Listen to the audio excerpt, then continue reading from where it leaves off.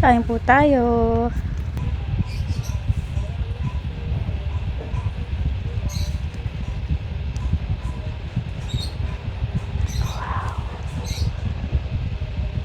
Ako, kagagaling lang natin from Korea at gustong-gusto ko talaga matikman itong mga nagte-trending ngayon na mga panghimagas.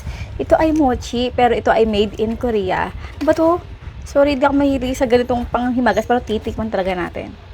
Pistachio, choco kadaifi, dessert. At maraming variant ito. Ito ay choco, mochi siya. Ito ang bar version nila. Pero titikman natin yan, don't worry. Pero itong video na ito muna yung ating titikman. Hindi ko ito tatapon. Cocoa powder. Ang bango! Kain po tayo. Mabigat.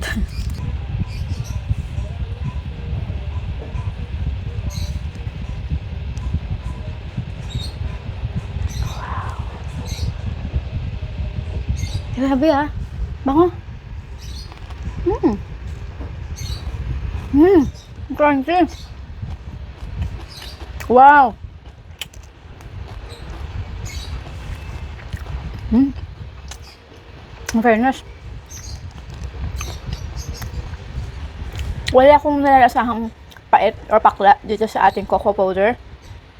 Yung feeling niya na pistachio kanaifi o kanaifa. So, ang tama-tama. Tsaka crunchy siya. Super crunchy.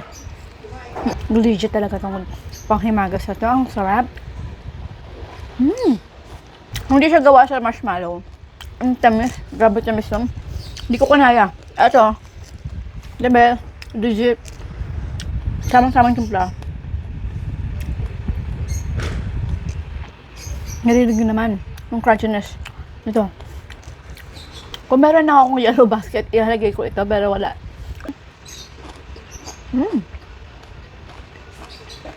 Diba?